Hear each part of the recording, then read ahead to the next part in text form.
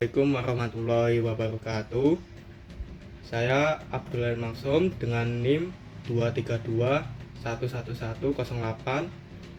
Saya di sini ingin mengirimkan materi tentang 5 kaidah usuliyah fikih.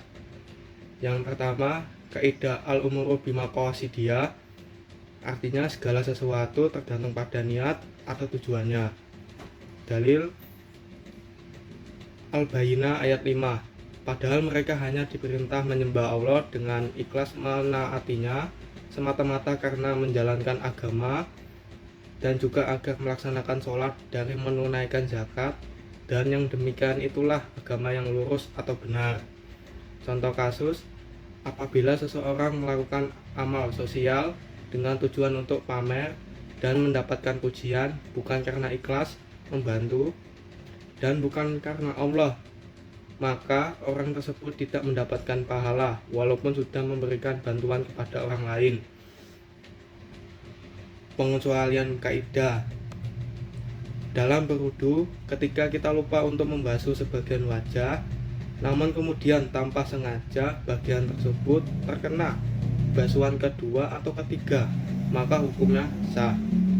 Kaidah kedua, al-yakinu la yuzalu bisaki, artinya hal yang sudah yakin tidak dapat dihapus oleh keraguan. Dalil, apabila salah seseorang di antara kalian merasakan sesuatu di dalam perutnya, kemudian dia ragu apakah telah keluar sesuatu dari perutnya atau tidak, maka janganlah dia keluar dari masjid membatalkan sholatnya sampai dia suara atau mencium bau. Contoh kasus, hukum asal adalah bebasnya seseorang dari tanggung jawab. Umpamanya seseorang terdakwa tidak mau bersumpah, maka tidak dapat diterapkan hukuman, karena menurut hukum asalnya seseorang itu bebas dari tanggungan atau beban. Yang harus bersumpah adalah pendakwa. Pengecualian kaidah, apabila seseorang ragu terhadap pakaiannya yang terkena najis, tetapi ia tidak tahu bagian mana yang terkena najis, maka ia harus mencuci baju seluruhnya. Kaidah ketiga, al-masaqatu tajlibu tasyir, artinya kesukaran itu dapat menimbulkan adanya kemudahan. Dalil, hadis riwayatkan oleh Bukhari dan Muslim dari Anas, permudahlah dan janganlah mempersulit, gembirakanlah, jangan bikin takut orang. Contoh kasus, apabila suatu perkara itu sempit, maka hukumannya menjadi luas. Sebaliknya, jika sesuatu perkara itu luas, maka hukumnya menjadi sempit.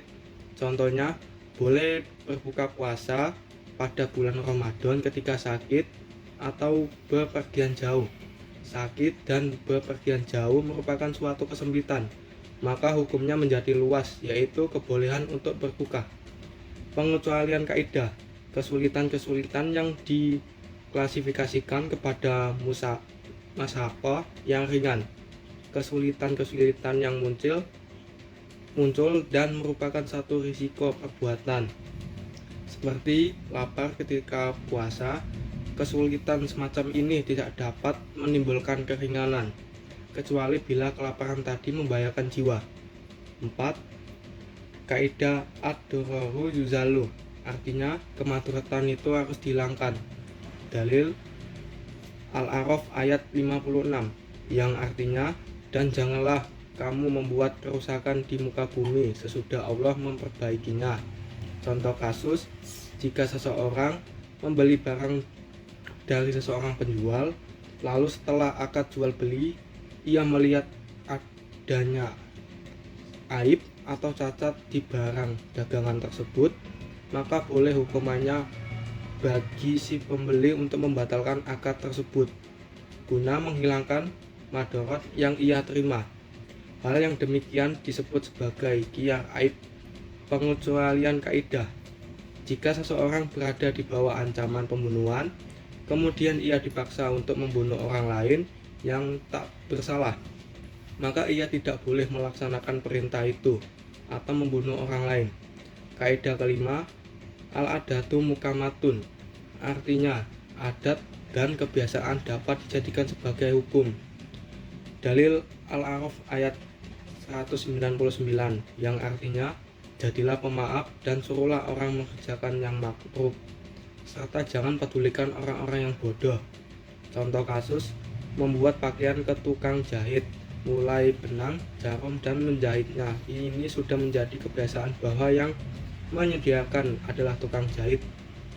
Pengecualian kaidah, ada berlangsung konstan atau mutarid yang berlakunya mayoritas seperti penyerahan mahar dalam perkawinan dalam bentuk kontan atau cicilan dianggap konstan apabila kenyataan tersebut berlangsung dalam setiap peristiwa perkawinan di seluruh negeri.